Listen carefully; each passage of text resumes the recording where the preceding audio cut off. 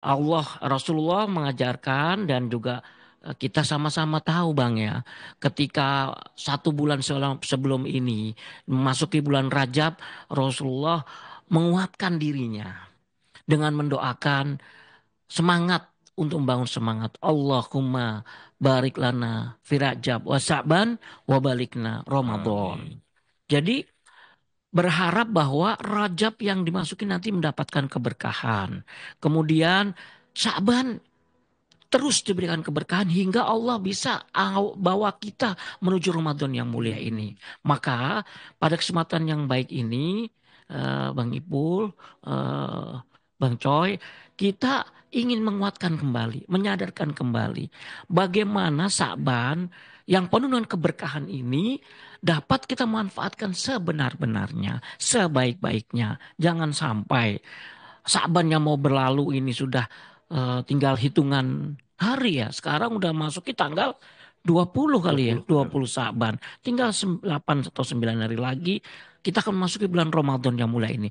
Sudah siapkah kita menghadapinya? Ini yang kita kuatkan kembali Bang Ibu. Maka Rasulullah memberikan tuntunan-tuntunannya.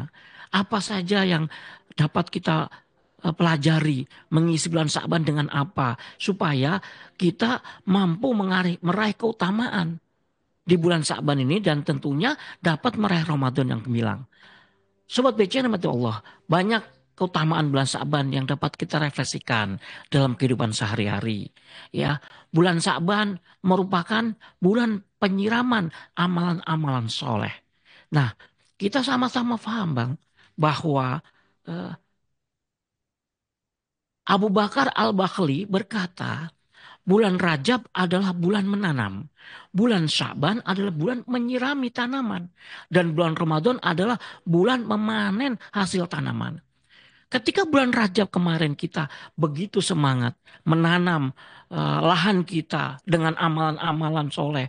Maka bulan Syaban ini terus harus kita kuatkan tanaman kita Bang. Kita sirami. Apa yang kita lakukan? Ya menyirami tentunya dengan kebaikan-kebaikan. Dengan amalan-amalan soleh. Ya, mengapa kita perlu memperbanyak amalan-amalan di bulan Syaban ini? Karena kita sadari Bang. Di bulan Ramadan banyak sekali amalan-amalan yang dituntut buat kita dan akan dilipat gandakan oleh Allah pahala dan eh, penggantiannya. Kita tahu bahwa sungguhnya ketika di bulan selain Ramadan amalan sunnah dinilai sunnah. Tapi ketika maaf, sebelum selain bulan Ramadan amalan sunnah ya dianggap sunnah. Namun ketika masuk ke bulan Ramadan amalan sunnah itu bisa dibalas seperti amalan wajib, Wajib. dilipat gandakan. Ya, di Ramadan kita banyak melakukan perbuatan-perbuatan kebaikan, dijaga dari hal-hal yang membuat kita terjerumus daripada eh, kemaksiatan dan kezoliman. Oleh karena itu, ini kesempatan di bulan Sya'ban ini menjadi kesempatan kita untuk menyirami amal-amal soleh kita. Kita perlu melakukan ini dengan istiqomah agar kesempatan yang diberikan Allah melalui Rajab dan Sya'ban ini merupakan bagian daripada untuk berlatih buat kita, ya. Berlatih menuju pada Ramadan yang mulia itu sendiri. Maka bulan Sa'ban menempati posisi yang sangat urgent sebagai waktu yang tepat untuk berlatih, membiasakan diri, beramal sunnah secara tertib dan kontinu. Agar dengan latihan tersebut di bulan Ramadan kita akan terbiasa Bang. Kita akan terbiasa para sobat BC. Terbiasa dan merasa ringan untuk mengerjakan amal-amal di bulan Ramadan. Dengan demikian tentunya tanaman iman dan amal soleh akan membuahkan takwa yang sebenarnya. Ya, itu yang kita harapkan. Karena sesungguhnya Ramadan sendiri kan harapan dan tujuannya adalah eh, kutiba alaikumusiyam kama kutiba ala ladina Alaladina. min qablikum la'alakum tattaqun. Bahwa Ramadan itu diharapkan membuahkan takwa yang benarnya. Nah, perlu apa namanya effort dan usaha yang kuat agar Ramadan benar-benar buahkan takwa. Jadi ibarat sebuah pertandingan ini, Bang. Ketika kita nanti berjuang atau bertanding di hari H, bukan pertandingannya yang kita maksimalkan, tapi persiapannya. Hmm. Seorang juara, saya pernah mendengarkan sebuah ini ya Bang ya, kisah. kita dengar ada seorang petarung MMA Muslim namanya Khabib Nurmagomedov. Ya, Wih. betul. Kalau kita Muhammad Ali udah tren, tapi ini agak kekinian nih Iya, Bang. iya, iya. Khabib Nurmagomedov itu juara MMA Ah. tidak terkalahkan. Ya, seorang petarung Muslim mengatakan ketika bertarung merebutkan juara juara dunianya itu MMA itu, dikatakan bahwa sungguhnya saya bertanding di Los Angeles ini ya datang 1 bulan sebelum pelaksanaan pertandingan itu. Saya sudah mempersiapkan diri sebagainya. Sedangkan kamu musuhnya dikatakan 1 minggu baru datang ke Baru situ. datang. Tempatnya jauh, Jauh. persiapannya nggak cukup, nggak wajar. Saya mampu memenangkan pertarungan ini. Hmm. Nah, inilah Rasulullah mengajak pada kita. Ya, memanfaatkan bulan Sa'ban untuk melatih diri kita agar kita dalam peperangan nanti, dalam perjuangan nanti di Ramadan benar-benar kita mampu. Ya, sobat BC yang dirahmati Allah, beramal di bulan Ramadan, bulan-bulan ini merupakan amal yang akan mendapatkan kita kemuliaan dan keberkahan. Bagaikan mendapatkan emas mulia. Memanfaatkan waktu dengan tepat merupakan amal utama. Ada sebuah kisah nih, Bang. Ya, kisah ini terjadi zaman dulu dan karena begitu hebatnya kisah ini diabadikan oleh Allah dalam Al-Quran. Seorang raja yang bernama Iskandar Zulkarnain. Iskandar Zulkarnain ini diabadikan oleh Allah. Kisahnya dalam surat Al-Kahfi yang kita biasa mungkin baca di ketika hari Jumat. Ya, di penggalan ayat surat Al-Kahfi tersebut antara ayat 83 sampai 98 itu diceritakan tentang raja yang bernama Iskandar Zulkarnain. Seorang raja muslim yang sangat berkuasa di zamannya, namun beliau sangat soleh. Ya, beliau mendapatkan julukan itu Iskandar Zulkarnain. Namanya Raja Iskandar. Zulkarnain ini secara arti berarti Zul dan Kornain, Bang. Zul itu artinya memiliki, Kornain itu memiliki. Atau artinya 2 tanduk. Jadi maknanya Iskandar Zulkarnain itu Iskandar sang raja yang memiliki 2 tanduk. Dimaksudkan di sini adalah karena beliau memiliki kekuasaan yang sangat luas. 2 di sini kekuasaan itu terbentang dari timur dan barat. Nah, dalam kisah-kisah yang sejarah kita baca ternyata beliau juga dalam penampilannya itu seolah-olah memiliki 2 tanduk gitu, Bang. Jadi kalau ada cerita-cerita baik cerita-cerita Eropa atau apa, kalau ada seorang raja yang itu sebenarnya menggambarkan sang raja Iskandar Zulkarnain. Itu bukan tanduk yang seperti kita bayangkan tanduk dari binatang sapi gitu atau dari kalsium yang tumbuh. Beliau itu makanya itu rambut yang diikat. Seperti gitu. tanduk Seperti jadinya tanduk. gitu. Jadi bukan bertanduk Bukan kepala. bertanduk. Kayak ini dong. Kalau di kita banteng bertanduk.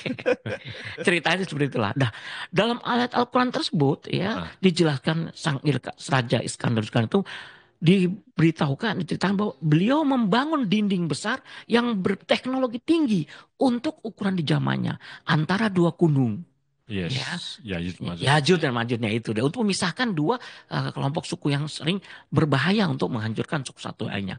Para ahli ini meyakini Bang dinding tersebut terbuat dari besi yang dicampur dengan tembaga sangat tinggi teknologi saat itu, terletak tepat di pegunungan Kaukasus. Daerah itu kini disebut dengan Georgia, yaitu sebuah daerah yang merupakan pecahan Uni Soviet. Nah, daerah sana mungkin sekarang itu ya.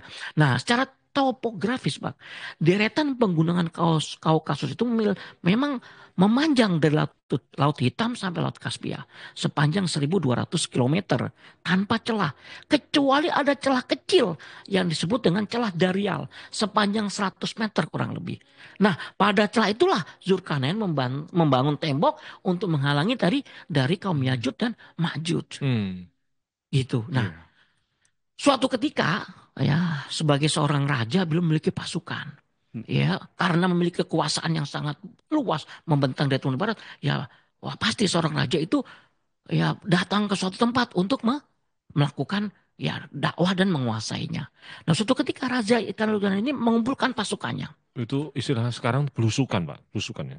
Bukan. bukan busukan, jadi mencari kekuasaan gitu. Nah, Ekspansi. ekspansi. Betul. Kalau busukan jalan sendiri, ini kalau Iya, pasukan. ekspansi. Iya, iya, Gitu. iya, iya. Jadi suatu ketika sang Raja Iskandar mempersiapkan pasukannya dengan kekuatan yang sempurna lengkap, kemudian mengumpulkan, ya dilakukanlah apel siaga, persiapan menjelang keberangkatan menuju ke tempat yang sangat jauh.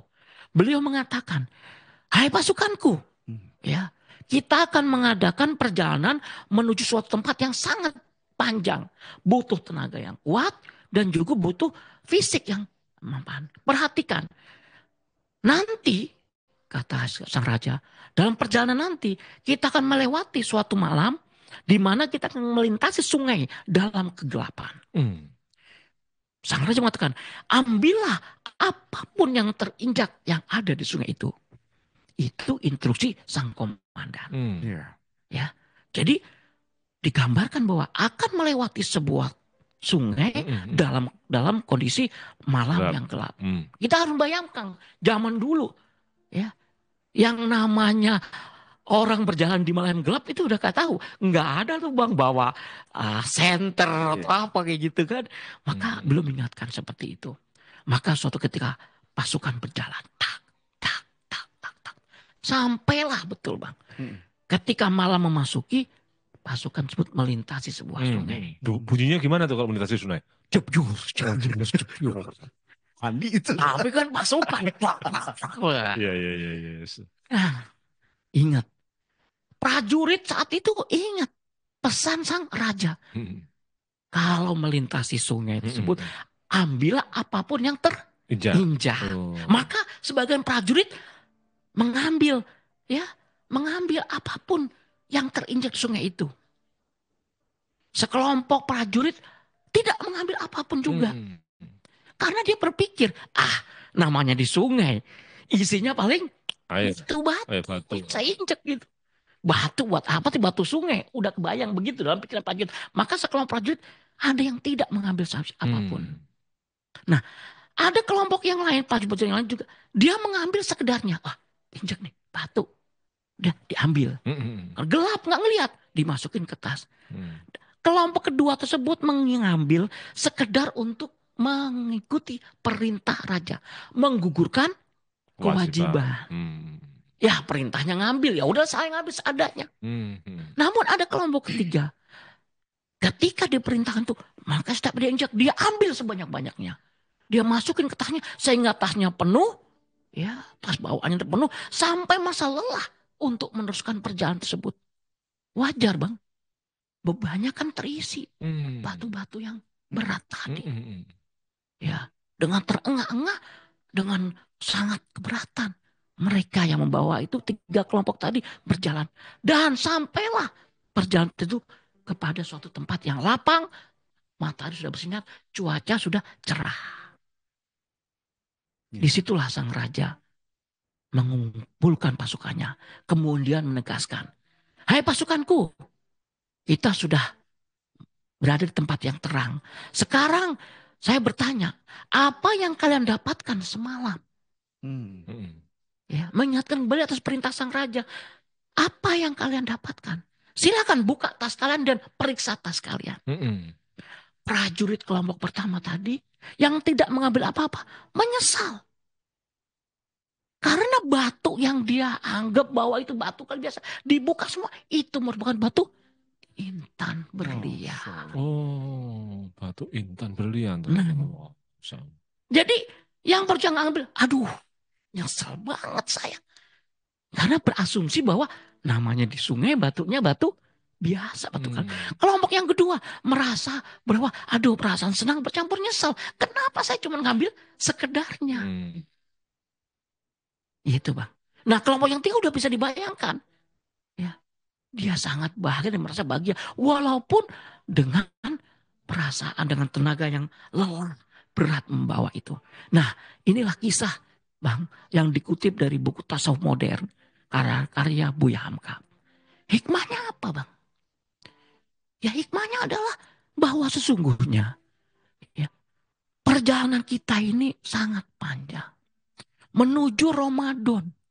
Di mana Ramadan nanti banyak amalan-amalan yang mungkin bagi sebagian orang merasa, waduh, puasa 30 hari. Tidak gampang, Bang. Bagi sebagian orang seperti yang digambarkan tadi, ada prajurit yang merasa bahagia, ada umat yang merasa bahagia dengan datangnya Ramadan. Tapi ada yang orang bisa, aduh berat ini. Tidak apa, makan minum selama 30 hari. Belum ibadah-ibadah yang lainnya, Bang. Ramadan diharap kita ada ibadah taraweh, qiyamul lail, mengisi malam-malam dengan sholat. Tidak gampang. Apalagi orang dapat di Ramadan itu bertilawatul Quran. Banyak ulama-ulama yang ketika Ramadan mengatakan Quran itu sampai ya, 30 kali. Bahkan ada sehari itu sampai 60 kali. Masya Allah. Ya kita memiliki contoh di internal kita. Ada seorang pejabat yang baca Qurannya itu 1 bulan bisa berapa kali? 3 hari dia khatam 30 juz. Betul. Berarti sebulan itu bisa 10 Sehari kali. 10 juz ya. Sehari 10 juz berarti bisa khatam. Nah itulah buah ya semangat tadi. Jadi gambarannya adalah Bang, di bulan Syaban ini, mari Bang kita manfaatkan para sahabat BC. Syaban adalah bulan untuk menyirami tanaman kita. Kita gambarkan suatu saat nanti kita lagi perjalanan ini. Jangan sampai nanti menuju pada Ramadan kita tidak kuat. Ya, sebagaimana digambarkan dalam kisah tadi. Semoga Bang, kisah ini menginspirasi kita memanfaatkan waktu kita tadi. Ya, ibarat kata batu ini adalah amalan-amalan yang sekarang akan kita lakukan ini. Iya. Mampu nggak kita mengambil sebanyak-banyaknya? Karena sudah menjadi pemahaman kita bersama. Di bulan Ramadan, aman-aman kecil, aman sunnah dibalas dengan dilipat gandakan. Diganti dengan amal wajib. Itu yang pertama. Keberkahan bulan Syaban. Kemudian keberkahan berikutnya adalah untuk melatih tadi bahwa di bulan Syaban ini adalah bulannya meningkatkan puasa sunnah. Ya, sebagaimana kita fahami bahwa sungguhnya hadis yang ceritakan oleh Sayyidah Aisyah bahwa semua itu Rasulullah Shallallahu Alaihi Wasallam istakmala siyami syahril ila Ramadan wa ma ra'aituhu aktsara siyamin minhu fi Sya'ban ajrahu akhrajahul Bakhradi wa Muslimin. Tidaklah aku melihat Rasulullah SAW berpuasa sebulan penuh kecuali Ramadan dan aku tidak melihat beliau berpuasa sebanyak pada bulan Syaban. Hadis riwayat Bukhari Muslim. Jadi kita ingatkan kembali Bang. Ramadan bulan puasa. Sebagaimana rukun Islam kita. Saum di bulan Ramadan. Maka Syaban ini untuk melatih kita. Agar puasa tadi yang kita anggap bagaimana seperti prajurit tadi. Tidak kita merasa berat. Perbanyak latihan kita. Dengan meningkatkan puasa-puasa sunnah. Maka Rasulullah sendiri mengajarkan kepada kita. Ya, beliau diceritakan oleh Aisyah bahwa tidak pernah melihat Rasulullah berpuasa ya bulan penuh kecuali Ramadan. Dan beliau tidak melihat bahwa Rasulullah berpuasa sebanyak pada bulan Syaban. Artinya ini menjadi sebuah latihan buat kita untuk menuju bulan Ramadan yang mulia itu. Nah, Sobat BC yang dirahmati Allah, beliau juga mengingatkan apa yang disampaikan ya oleh sahabat Usamah bin Zaid. Usamah bin Zaid bertanya, "Wahai Rasulullah, aku tidak melihatmu berpuasa sebanyak pada bulan Sya'ban." Nabi bersabda, Sya'ban adalah bulan yang dilalaikan oleh manusia yang jatuh antara Rajab dan Ramadan. Sya'ban juga bulan diangkatnya amal perbuatan secara umum yang dilakukan selama setahun ke suatu tempat di langit yang dimuliakan oleh Allah sang pemilik alam. Dan aku senang, kata Rasulullah, jika amal perbuatanku diangkat sedangkan aku dalam keadaan berpuasa. Hadis riwayat Ahmad An-Nasai. Nah, dari sini sobat BC yang dirahmati Allah, Muslim Allah, ya, keberkahan ketiga ya di bulan Sya'ban ini adalah bahwa Sya'ban itu adalah bulan diangkatnya amal-amal manusia. Hmm. Sebagaimana hadis tadi saya bacakan tadi, hadis riwayat Ahmad, bahwa sesungguhnya Sa'ban adalah bulan yang dilalaikan oleh manusia. Ya ini kan jangan sampai lalai ini. Jatuh antara Rajab dan Ramadan. Sa'ban adalah bulan diangkatnya amal perbuatan secara umum yang dilakukan selama setahun. Ke suatu tempat di langit yang dimuliakan Allah. Dan Rasulullah mengatakan, aku ingin ketika laporanku ini diangkat, aku dalam keadaan berpuasa. Oh. Nah, rekan-rekan sekalian dirahmati Allah. Kita sebagai ASN ini, apalagi di DJBC, di Kemenku, ada laporan kinerja namanya kan. Iya Bang ya. Iya. Ada laporan yang dilaporkan per bulan, ada per semester, ada per triwulan, ada per tahun. Nah, capaian laporan kita kan kita kenal dari IKU. Kalau capaian bagus, kita akan dapat bonus begitu kira-kira. Begitu pula di perkantoran. Maka kita manfaatkan ini. Jangan lupa. Sa'ban merupakan bulan diangkatnya laporan amal perbuatan manusia selama setahun. Nah, jadi dalam hal ini ya, Bang SB ingin menyampaikan bahwa sungguhnya laporan amal manusia ini yang dilaporkan kepada Allah itu ada beberapa kelompok, Bang. Yang pertama adalah laporan harian. Ya, diangkat yaitu setelah sholat subuh dan asar. Itu laporan harian tuh. Kalau kita di Kemenku laporan harian ada nggak ya? Ada dulu kalau nggak salah kalau kita ngisi my test gitu ya. My task. My task itu Iya. ada itu biasanya dulu. Betul. Apalagi pas WFH. Ya. Nah, ini lagi musim WFH lagi nih kan mau pengetatan ini Bang. Nah ini nih nggak apa-apa kalau Ramadan nih. Ya. Jadi laporan harian itu Bang diangkat sobat BC sekalian. Setelah sholat subuh dan asar. Maka perbanyak ibadah kedua waktu itu. Karena malaikat akan mencatat dan membawa amal kita. Wah, Bang Coy nih habis subuh masih di masjid. Zikir, baca al-maksurat, baca Quran. Sampai suruh, Amin. sholat suruh 2 rakaat. Nah, itu luar biasa. Malaikat nyatet. Nah, itu. Nah ini kesempatan nih bulan Ramadan nanti. Ya. Jangan Ramadan kesempatan habis subuh nunggu berangkat jemput Tuhan tidur dulu Pak. Bahaya ini. Nih laporan harian. Maka kita biasakan itu mulai sekarang. Habis subuh jangan langsung tinggalkan. Karena Allah akan mengumpulkan catatan amal-amal manusia itu. Ketika kita dalam keadaan baik, zikir. Begitu pula asar.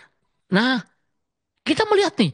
Sekarang udah mulai agak kelihatan di masjid yang kita cintai ya Bang Coy ya. Habis asar, para jamaah itu masih bertahan, zikir, tilawah Quran, istighfar, baca wirid-wirid al-maktur dan sebagainya. Kecuali tiba-tiba dipanggil rapat. Nah, itu kan kasuistik.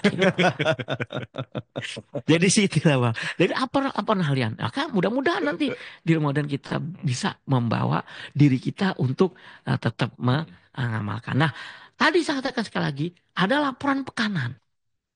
Setiap hari Senin dan Kamis. Maka hadisnya Rasulullah mengatakan bahwa sungguhnya amal manusia diajukan kepada Allah setiap hari Senin dan Kamis. Maka kata Rasulullah, saya senang apabila amalan saya diajukan dalam keadaan saya berpuasa. Oleh karena itu, tepat sekali Bang.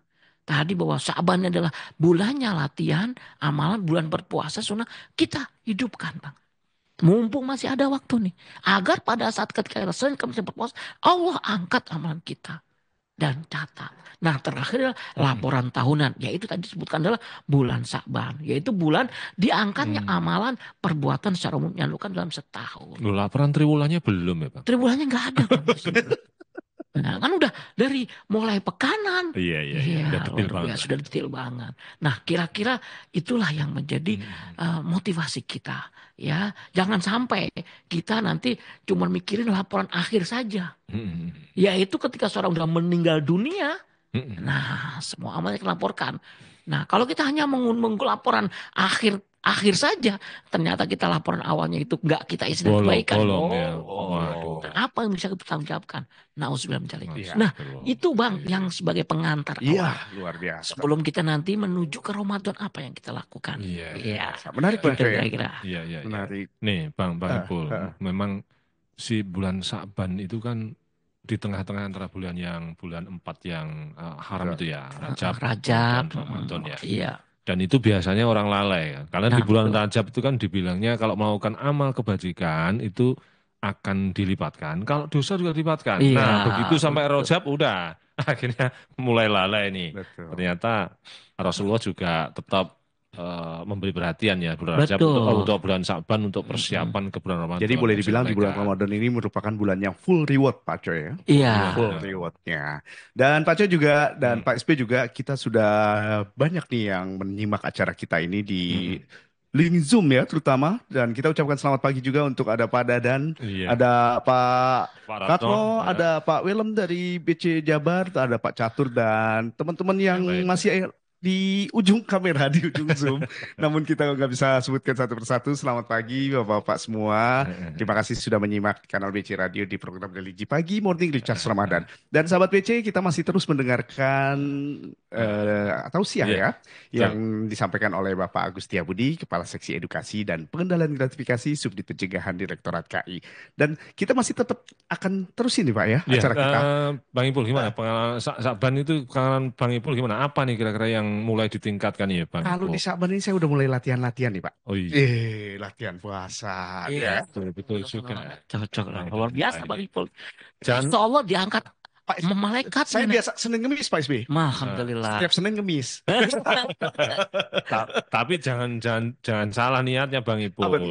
Jangan-jangan nanti begitu lihat Eh, six pack akhirnya tujuannya puasa buat six pack, Nah, buat itu persiapan dia. Ramadan. Ya, Jadi paling harus kita diluruskan niatnya. Iya, iya, iya. kita mulai dari sekarang untuk Niatnya. melatih sebelum memasuki bulan Ramadan. Iya. Dan Pak Coy, Hmm. kita rehat Oh sejenak iya, ya. boleh. Dan sahabat PC jangan kemana-mana, kita dengerin dulu yang mau lewat berikut ini. Ya.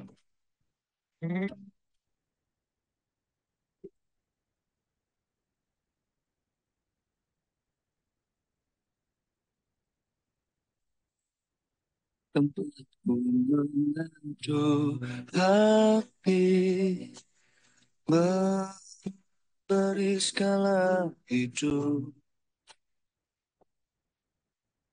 dunia dan seisinya milikmu mencintaimu sejati.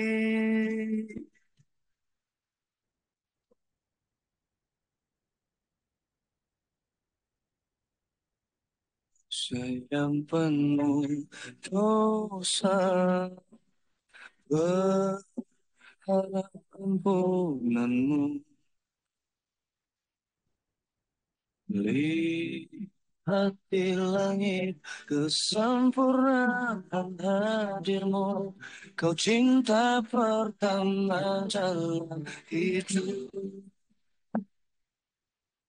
Allah pernah besar Hujan itu indah sangat kau berikan semua kebesaranmu.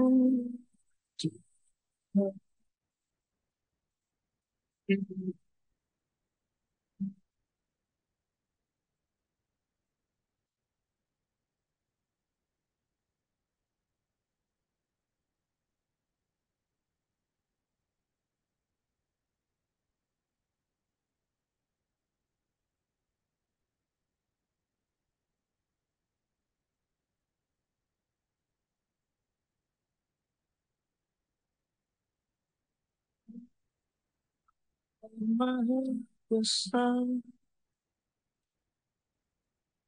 hujan begitu indah selalu kau berikan semua kebesaranmu Tuhan. Maha besar memuja itu selalu kau berikan semua kebesaranmu Tuhan. Oh, akan besar mungkin itu indah dalam kau berikan semua kebesaranmu kebesaranmu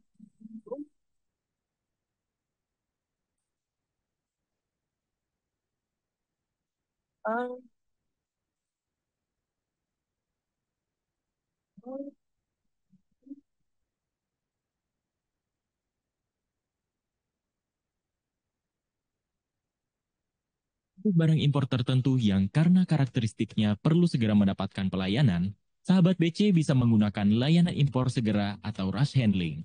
Jenis barang yang bisa menggunakan rush handling antara lain adalah jenazah dan abu jenazah, organ tubuh manusia antara lain ginjal, kornea mata atau darah, barang yang dapat merusak lingkungan seperti bahan yang mengandung radiasi, binatang hidup, tumbuhan hidup, surat kabar dan majalah yang peka waktu, dokumen seperti surat, uang kertas asing atau banknotes, vaksin atau obat-obatan, tanaman potong segar, serta ikan dan daging.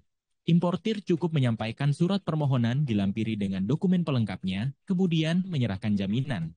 Tapi ingat, layanan rush handling hanya diberikan terhadap jenis barang yang memenuhi syarat. Untuk informasi lebih lanjut, silakan hubungi kantor Bea Cukai terdekat atau kontak center Bravo Bea Cukai di 1500 225.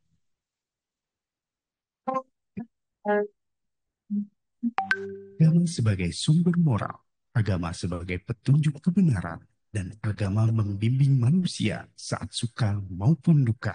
Sahabat PC, sesaat lagi kita dengarkan Religi Pagi di kanal BC Radio.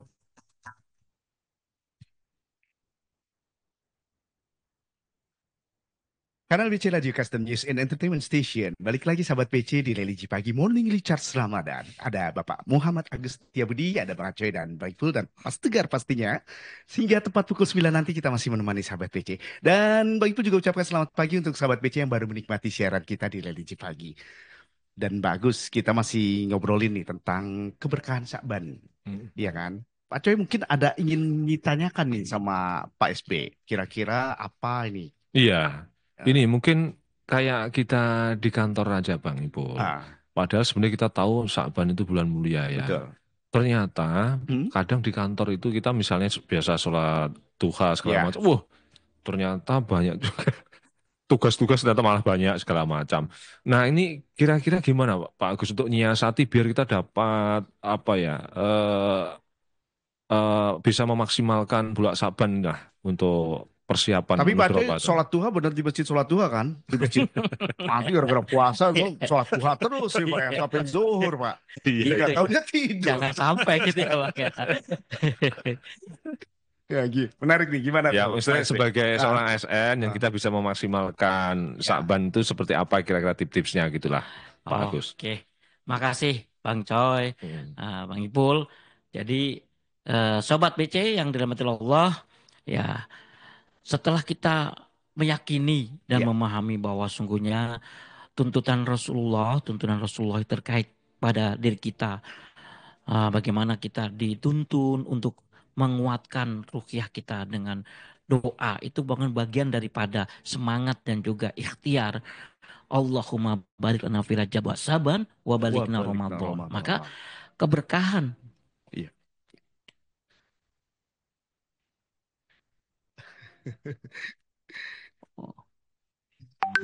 ya, maka keberkahan yang kita harapkan kita akan dapatkan di bulan Ramadan ini sangat mempengaruhi kita untuk bulan Syaban ini sangat mempengaruhi kita untuk menuju ke bulan Ramadan. Mengapa? Karena Syaban ini merupakan bulan persiapan menyambut Ramadan. Ya, bulan kita latihan. Makanya jadi seperti kemarin, apa sih persiapan, langkah-langkah apa? Ya, ini yang perlu kita siapkan juga. Jangan sampai pas masuk bulan Ramadan kaget kita gitu kan, sehingga kita tidak mendapatkan apa yang kita harapkan dari Ramadan dan Syaban ini. Maka persiapan yang tadi dikatakan, apa yang kita pertama adalah persiapan iman. Ini penting Bang Coy. Ya, bahwa dengan penguatan iman yang baik, insya Allah akan menjadikan diri kita melaksanakan amal Ramadan itu dengan hal-hal yang ikhlas, ringan dan tidak merasa dipaksa. Betul. Ya. Lalu bagaimana? Pertama adalah segera lakukan pertaubatan. Ini penting ini. Ya. Jadi jangan sampai kita menghadapi bulan Ramadan, bulan yang suci, kita masih berlimuran dengan perbuatan dosa. Apalagi kita tahu bulan Rajab itu adalah bulan meninggalkan maksiat dan dosa. Karena siapa yang berbuat maksiat dilipat gandakan. Makanya itu bulan haram itu, bulan Rajab itu dilarang. Umat muslim itu, umat Rasulullah itu banyak melakukan perbuatan dosa. Nah ini. Nah Saban ini kita jaga. Kalau kemarin kita terlewatkan yang pertama. Segera kita menyiapkan diri kita waktu kita bertaubat. Penting itu. Taubatan nasuha ya. Taubatan nasuha. Sehingga merasa diri kita sudah merasa kemudian kita siap, suci Ramadan. Bulan yang suci ya kita bisa masukinya. Kemudian jangan lupa juga berdoa. Perbanyaklah doa agar kita tadi disampaikan di bulan Ramadan, diberikan umur agar bisa nyampe bulan Ramadan. Jangan cuman merasa masuk bulan Rajab saja kita doa, tapi setiap saat seperti itu. Kemudian iman yang perlu kita siapkan adalah bagaimana kita lebih mendekatkan diri dengan Al-Quran, ya. Lebih mendekatkan diri dengan Al-Quran. Karena nanti ketika bulan Ramadan tiba, dikenal bahwa sahur Ramadan sahur Quran, bulannya Al-Quran, ya. Jadi dengan terbiasa diri kita di bulan Syaban ini dekat dengan Al-Quran, insya Allah ketika kita nanti Ramadan, kita udah gaspol, bisa lari kenceng, ya, mendekatkan diri kita dengan Al-Quran, tilawah Quran kita, tadabbur kita. Nah, yang berikutnya juga jangan lupa, karena bulan Ramadan adalah bulannya Qiyamul Lail, maka kita mulai dari sekarang menyiapkan di latihan, ya, meresapi betul. Bisa merasakan lezatnya bangun di tengah malam, kemudian kita sholat malam. Minimal 2 rakaat. Ya. Dan 1 rakaat ditutup dengan witir. Itu udah insya Allah cukup. Jangan sampai kita lewatkan. Ketika kita bulan Ramadan, ada taraweh. Nanti ditambah lagi dengan Qiyamul Lail. Ini yang perlu kita persiapkan. Itu yang persiapan iman. Kemudian juga jangan lupa persiapan ilmu. Nah ini. Ya. Begitu banyak literasi-literasi tentang Ramadan. Begitu banyak literasi-literasi tentang keberkahan Syaban. Maka mari kita buka kembali buku-buku, mungkin Google membahas tentang fikih-fikih Ramadan. Seperti apa hal-hal yang disarankan, yang dilarang atau yang mubah. Dan apa yang mungkin kita perlu hindari. Ini penting nih. Banyak sekali kitab-kitabnya. Kemudian juga bisa mempelajari hikmah-hikmah dan aman-aman yang dianjurkan di bulan Ramadan. Banyak sekali kitab. Saya pikir generasi sekarang sangat mudah. Betul. Tinggal googling, kasih aja Ramadan, udah muncul semua tuh. Iya, literasinya udah banyak Pak ya. Ya. Dan yang berikutnya, yang perlu kita perhatikan, jangan lupa juga kita perlu mempersiapkan keluarga kita. Nah ini penting nih. Ya. Jadi maksudnya mempersiapkan keluarga itu yang belum punya keluarga, apa buru-buru berkeluarga? Juga Pak. Bahaya kalau baru pengantin baru jadi keluarga. Ya, belum keluarga ya keluarga intinya dulu orang tuanya. Jadi menyiapkan anak-anak kita Bang. Sobat BC semua. Istri kita untuk menyambut kedatangan Ramadan. Ya. Dengan menyampaikan apa persiapan tersebut. Kemudian mengajak keluarga kita membiasakan untuk menjaga sholatnya. Melaksanakan sholat sunnah. Melaksanakan sholat tadi itu, sholat malam. Dan membiasakan baca Al-Quran. Ya. Dan yang penting juga adalah jangan lupa Bang. Mulai menyiapkan, menyisihkan sebagian rezeki kita untuk nanti kita sedekah. Nah, di bulan Ramadan. Karena dilipat gandakan Pak ya. Iya. Ya. Seperti bahkan digambarkan Rasulullah itu kalau bersedekah itu seperti angin yang berembus. Jadi Rasulullah kalau punya itu langsung disedekahkan gitu. Sehingga bisa merasakan pada. Jadi ya bukan berarti kalau saya memperhatikan ya teman-teman atau saudara-saudara kita di tanah Saudi Arabia sana. Ya, ketika dia bekerja berbulan-bulan, mulai dari bulan Muharram, ya bulan Islam kan mulai dari bulan Muharram sampai kepada menuju bulan Sa'ban, itu bekerja full, mengumpulkan rezeki dan mengumpulkan harta. Nah, ketika bulan Ramadan, itu sebagian besar mereka berhenti semua dan memaksimalkan apa kesempatan bulan Ramadan. Jangan sampai kehilangan momen bulan Ramadan itu. Ya, itu jadi kelebihannya di situ. Kalau kita sedihnya ini bulan Ramadan bisa tercorengi dengan budaya-budaya pulang kampung. Oh iya betul. Justru kita fokus ketika kita bulan Ramadan memanfaatkan betul diminta, tapi kita terpecah belah dengan pulang kampung nih. Iya, mana ada kadang-kadang pengen beli baju, beli segala macam, waktunya habis. Ya, sedangkan dan biasanya itu 10 hari terakhir. Lebih luar biasa. Istilahnya Pak, ini Pak, tarawihnya semakin maju. Itu kan? Maju ke depan softnya.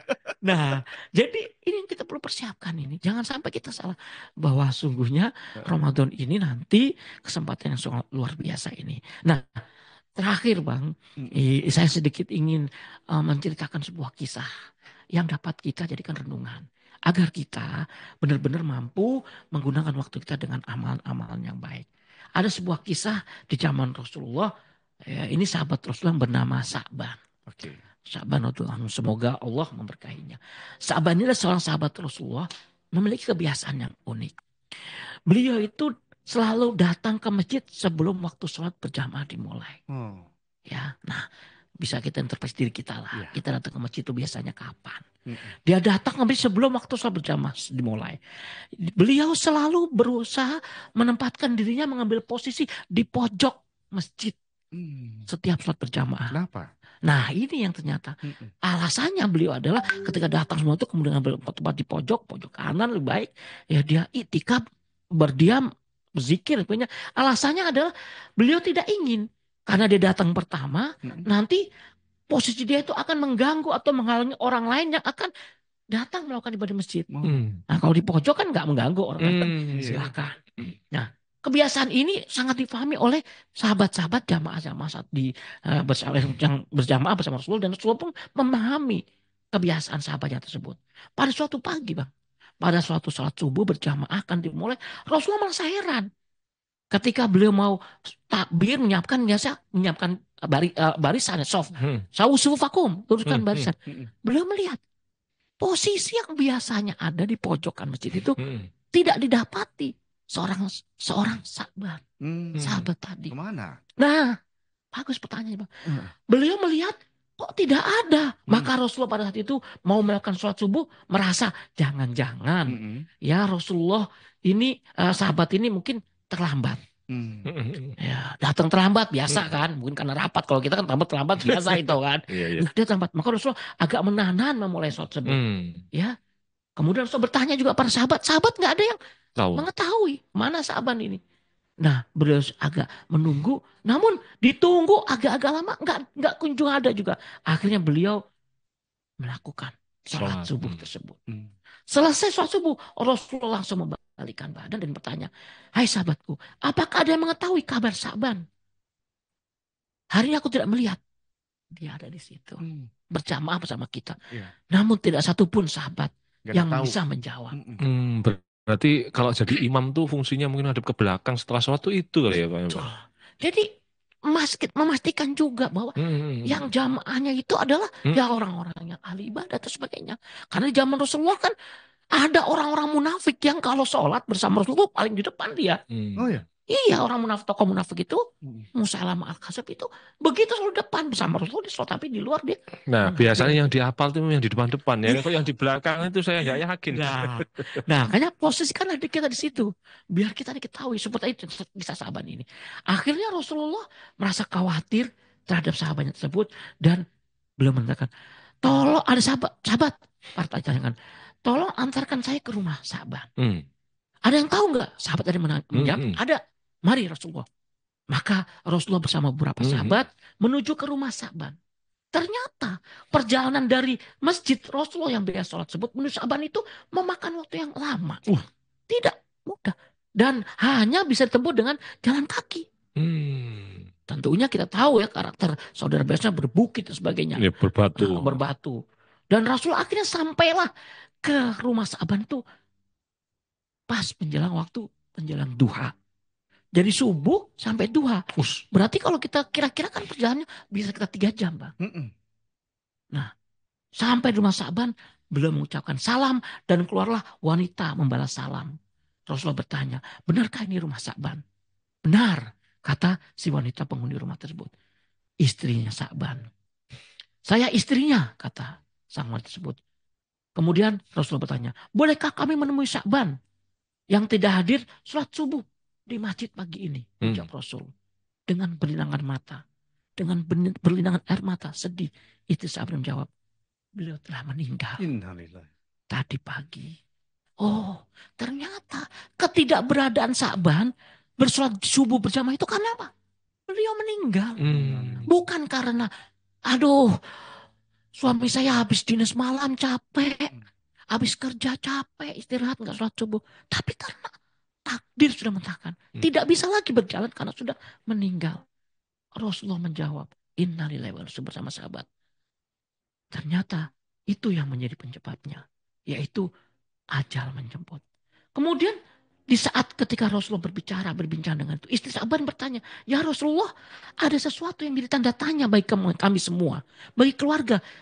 Ketika Sa'ban menjelang ajalnya tersebut, Sa'ban meneriakkan kata-kata yang saya tidak mengerti maksudnya. Rasulullah bertanya, apa saja yang dikatakan Sa'ban tersebut? Tanya Rasulullah. Beliau mengatakan, kata istrinya, aduh, kenapa tidak lebih jauh?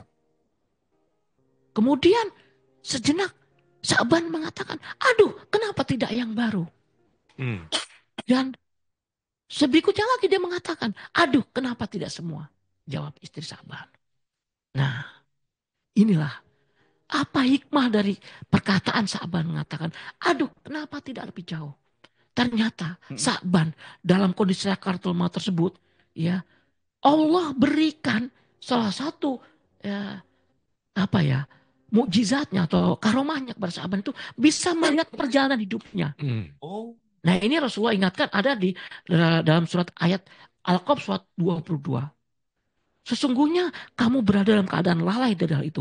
Maka kami singkapkan padamu hijab yang menutup matamu. Maka penglihatanmu akan terbuka pada hari itu. Yang terjawab. Jadi ini adalah Rasulullah menggambarkan tentang ayat ini bahwa sesungguhnya Sa'ban diberikan karunia Allah mampu dilihatkan perjalanan hidupnya. Maka Rasulullah melihatkan ya gambaran dan perbuatan yang dilakukan oleh Sa'ban. Maka dalam pandangan tersebut Sa'ban mengatakan, kenapa Sa'ban mengatakan bahwa aduh, mengapa tidak lebih jauh? Karena dapat kita pahami bahwasanya beliau menuju dari rumahnya menuju tempat sholat membutuhkan perjalanan yang tidak mudah. Ya, dengan ditempuh jalan kaki butuh waktu hampir 3 jam. Kita bisa lihat, berarti berangkat dari kapan itu dia dari rumah?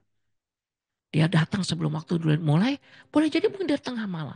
Jarak yang tidak mudah. Dan kata Rasulullah, langkah-langkah menuju masjid itu semua pahalanya dibalas oleh Allah. Jadi semakin jauh kita, langkah kita, itu yang akan menjadikan balasan pada kita. Maka Sa'ban mengatakan, aduh mengapa tidak lebih jauh? Jadi anggapannya, kalau lebih jauh berarti pahalanya lebih besar. Padahal udah 3 jam perjalanan. 3 jam. Kalau kita kadang-kadang, ya kita bisa ya terpilih sendiri. Ramadan mari kita samakan. Kemudian yang kedua adalah bukan, aduh kenapa tidak yang baru? Dikisahkan dalam pandangan itu adalah suatu ketika Sa'ban pernah ingin berangkat ke masjid. Ya, saat membuka pintu saat itu musim dingin berlaku. Berembus angin yang sangat dingin. Kalau kita pernah ke Saudi ya Bang ya, ke waktu umroh atau haji. Emang kalau lagi musim dingin luar biasa banget kalau dingin malam itu. Wah, saya sendiri aja udah pakai waktu haji itu menjelang jam 3 atau menjelang subuh datang. Masya Allah. Udah pakai jaket, pakai mantel tebal, masih berasa dingin. Begitu pula yang dilakukan oleh sahabat. Dia melihat ketika berapa dingin, dia masuk ke dalam rumah mengambil baju satu lagi sebagai mantel dipakainya. Dia memakai 2 baju. Ya. Saban pakai baju yang bagus di dalamnya karena untuk sholat, yang jelek di bagian luarnya untuk menutup tubuhnya dari dingin. Dia berpikir jika kena debu, tentu yang kena debu adalah baju yang luar. Jelek nggak apa-apa, nanti tinggal tahan sebelum masuk masjid ya sholat. Namun ketika dalam perjalanan menuju masjid, dia menemukan seorang yang sedang terbaring kedinginan dalam kondisi yang mengenaskan. Sa'ban pun iba dan memberikan baju mantel luarnya tersebut kepada si orang yang dalam keadaan itu tuh, dalam keadaan kedinginan tersebut.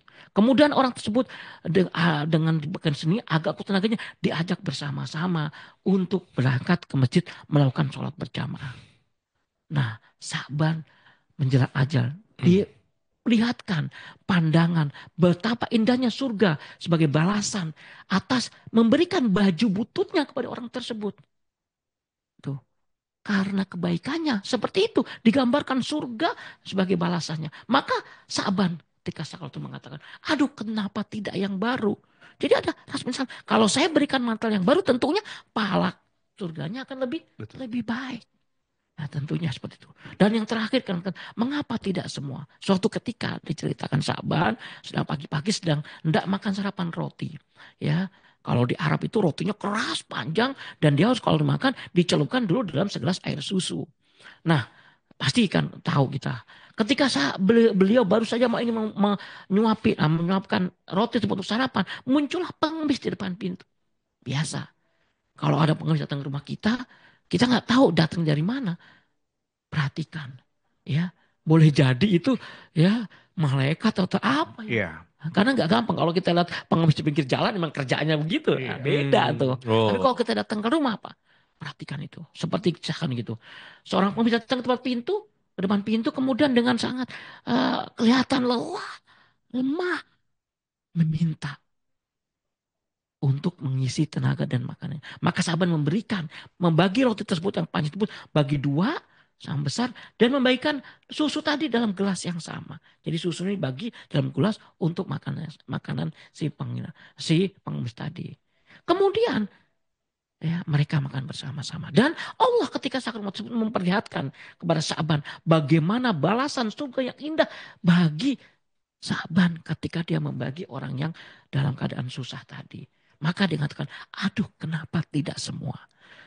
Sa'ban berpikir, kalau semuanya susu saya berikan, roti itu saya berikan kepada pengemis, tentunya dia akan mendapatkan. Nah, inilah kisah yang menginspirasi, Bang. Kita mempersiapkan diri kita menuju pada Ramadan. Maka perbanyaklah tadi waktu sholat kita. Siapkan diri kita kesempatannya. Sodakoh jangan sampai kita lengah. Berikan yang terbaik. Kemudian berbagi kepada kiri kanan kita agar kita bisa mendapatkan keberkahan tentunya Sa'ban ini dan Allah berikan kesempatan kita nyampe kepada Ramadan untuk bisa memaksimalkan. Barangkali itu Bang. Persiapan-persiapan yang kita dapat mulai susun walaupun masih ya bisa dikatakan tinggal beberapa waktu ini saja. Semoga kita tidak terlambat dan kita tidak merasakan penyesalan sebagaimana penyesalan yang dikisahkan oleh Sa'ban tadi. Sa'ban sudah berbuat baik, menyesal karena kurang baik. Nah kalau kita ya sudah nggak ngapa-ngapain, nyesel, lah mau ngapain lagi? Iya, sama kisah nginjak batu tadi ya. Iya, nginjak batu tadi perlu kekuatan yang besar. Jadi 2 kisah tadi ini mudah-mudahan memberikan pencerahan buat sobat BC khususnya buat saya pribadi agar kita bisa memaksimalkan diri kita, waktu kita, keluarga kita dan semua potensi yang kita miliki menuju bulan Ramadan yang sebentar lagi akan menghadiri kita. Nah, betul sekali sangat-sangat berbahagia ini Bang Coy, Bang Saipul melalui kanal BC membuat program Recharge Ramadan. Jadi dicas kita ini. Ya, kalau udah mulai agak leto-leto baterai kan. Nah, gitu. Dicas dari mana-mana tuh. Kadang bisa dicas di mobil.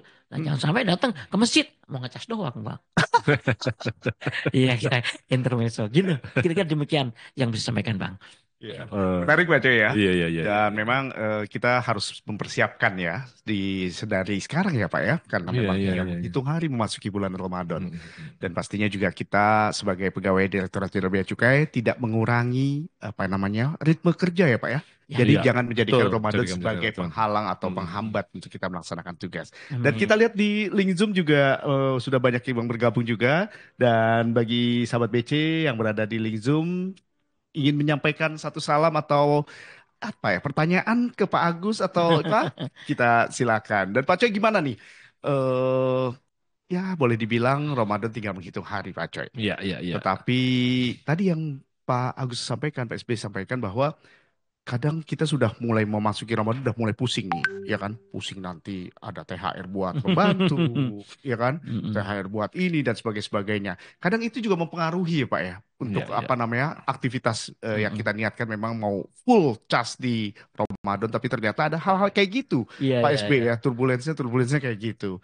Mungkin Ya, Pak itu Coy ya memang harus dipersiapkan itu harus Bang berarti persiapkan, Bang. termasuk Ya, itu juga. termasuk itu juga. Berarti ada Eh, bagian dari penghasilan yang memang Disisihkan. Ya, disisihkan. karena memang Kan itu itu. ada kewajiban zakat Iya, kita sebagai iya. muslim untuk disampaikan di Ramadan. Iya. Tetapi jangan juga tadi Pak, tarawih semakin maju. Basuki itu mau beo katanya Iya, gitu iya, Bang. iya. Oh gitu Baik, ya. kalau mau dapat hasil yang banyak, perjuangannya, pengorbanannya juga gede gitu Bang Iya, Ibu. betul, betul, betul. Dan Pak Coy, Pak SB, nggak terasa kita udah di ujung program Religi Hmm. Pagi Morning Recharge Ramadan. Kita ucapkan juga terima kasih kepada sahabat BC yang udah bergabung, baik di Zoom dan di perangkat siar ya, di ruang dengar sahabat BC pastinya. Mungkin Pak Coy, Ya, mungkin sudah dicukupin aja paling ya. Iya. Waktunya udah Pak lewat. Nah, SB, biasanya Iya, kita siap. ada Makasih closing banyak. statement tapi Iya. waktunya ternyata udah lewat. Betul. Baik, ya. Dan sahabat Closingnya udah di tengah-tengah. Dan sahabat BC, terima kasih sekali lagi Bang Ipul ucapkan, Pak SB dan Pak Coy serta Bang Tegar. Terima kasih, mudah-mudahan kita selalu diberikan kesehatan hingga Amin, ya memasuki Rabbal bulan Ramadan nanti. Alamin. Akhirnya Bang Ipul pamit undur diri. Billahi taufiq wal hidayah. Wassalamualaikum warahmatullahi wabarakatuh. Waalaikumsalam Waalaikumsalam warahmatullahi warahmatullahi wabarakatuh. wabarakatuh. Terima kasih. Salam ketemu lagi Sobat PC. Nah. Betapa